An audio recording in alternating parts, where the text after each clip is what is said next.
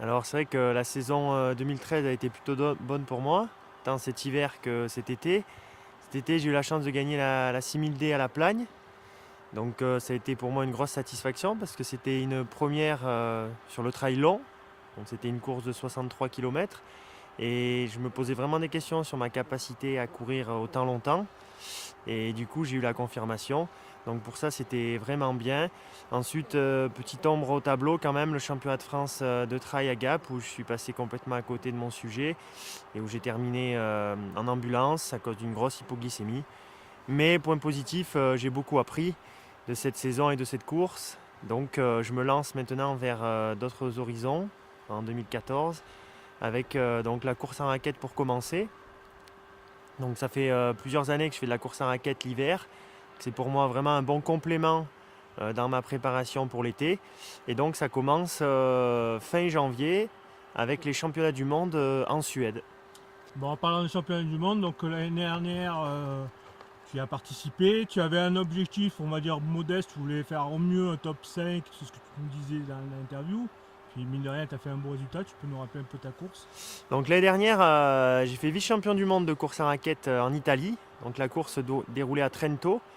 Et je me suis fait battre au sprint en fait par un Italien. Et j'ai eu la chance de prendre ma revanche quelques semaines plus tard au championnat d'Europe. Donc c'est vrai que cette année, je vais me déplacer avec d'autres ambitions, même si chaque course est différente.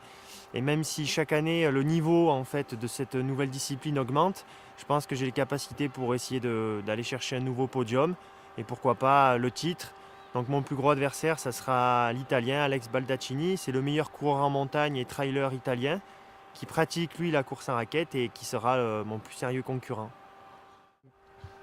Donc c'est vrai que la raquette évolue chaque année avec de plus en plus de participants et de concurrents sur les grands championnats. En France, elle est totalement dans l'ombre, mais c'est vraiment les fédérations italiennes et américaines qui essaient de développer cette discipline. Et pour preuve, cette année, la Fédération internationale a modifié les règles au niveau du matériel avec des raquettes beaucoup plus légères et beaucoup moins longues et larges, ce qui va favoriser la course rapide.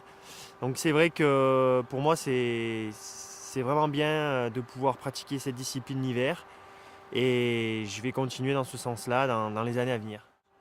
Donc les championnats du monde auront lieu le 30 et 31 janvier en Suède, donc dans une ville où le nom est imprononçable, mais qui est à environ 2 heures et demie de Stockholm.